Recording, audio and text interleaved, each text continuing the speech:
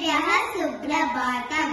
सङ्कष्टनाशन गणेशस्तोत्रम्।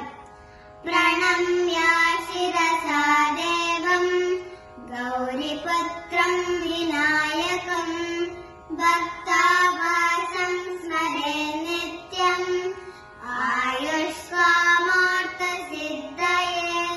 प्रथमम् वक्रतुण्डम् च एकदन्तम् द्वितीयकम् तृतीयम् कृष्णपिङ्गाक्षम् गजवक्त्रम् चतुर्थकम् लम्बोदरम् पञ्चमम् च षष्ठम् विकटमेव च सप्तमम् विघ्नराजम् च धूम्रवर्णम् तथाष्टमम् नवमम् बालचन्द्रम् च दशमम् विनायकम् एकादशम् गणपतिम् द्वादशम् तु गजाननम् द्वादशैतानि नामानि त्रिसन्ध्यम् यः पठेत् नरः न च विघ्नापयम् तस्य सर्वसिद्धिकरम् प्रभो।